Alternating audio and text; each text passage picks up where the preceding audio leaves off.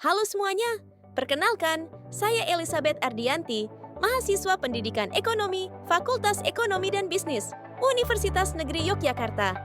Di video ini, saya ingin mengajak kamu calon guru masa depan untuk mengenal lebih dalam tentang dasar psikologi pendidikan. Dalam waktu singkat ini, kita akan bahas hal-hal penting seputar psikologi pendidikan, mulai dari pengertian, kenapa penting banget kamu pahami, perannya di tengah perkembangan teknologi dan kecerdasan buatan, serta bagaimana penerapannya dalam kehidupan nyata di ruang kelas. Psikologi pendidikan adalah cabang ilmu yang mempelajari bagaimana manusia belajar, terutama dalam konteks pendidikan. Ilmu ini membantu kita memahami proses berpikir, bagaimana seseorang memproses informasi, apa yang memotivasi mereka untuk belajar, dan bagaimana lingkungan sosial serta emosional memengaruhi proses pembelajaran. Dalam dunia nyata, psikologi pendidikan menjembatani antara ilmu psikologi dan praktik mengajar. Ia memberi kita kacamata untuk melihat bahwa setiap siswa itu berbeda. Ada yang cepat menangkap pelajaran lewat gambar, ada yang suka diskusi, ada yang justru butuh waktu untuk berpikir dalam diam.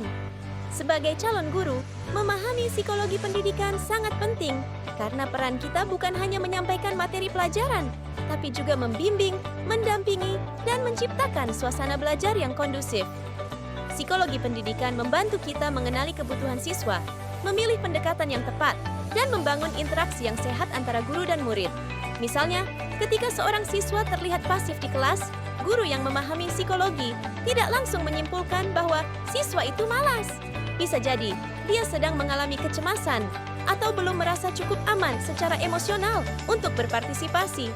Dengan bekal pemahaman ini, guru bisa lebih peka dan responsif, serta menciptakan lingkungan belajar yang suportif dan inklusif. Kini, kita berada di era revolusi industri 4.0, di mana teknologi dan kecerdasan buatan menjadi bagian dari keseharian pendidikan.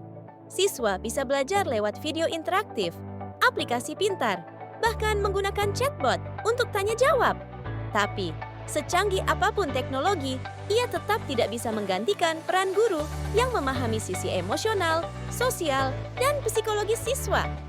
Psikologi pendidikan membantu guru agar tidak sekadar mengikuti perkembangan digital, tapi juga mampu menyesuaikan pendekatan belajar dengan kebutuhan personal siswa. Teknologi bisa memberikan data, seperti nilai, waktu belajar, atau progres siswa, tapi hanya guru yang peka yang bisa membaca lebih dalam. Apakah penurunan nilai disebabkan oleh kebosanan, stres, atau masalah di luar sekolah? Dalam praktiknya, ada beberapa teori psikologi pendidikan yang sangat relevan dan bisa langsung diterapkan di ruang kelas. Teori perkembangan kognitif dari John Piaget, misalnya, menjelaskan bahwa anak belajar sesuai tahap usia mereka. Anak usia SD membutuhkan benda konkret dan pengalaman langsung, sedangkan remaja mulai bisa berpikir secara abstrak.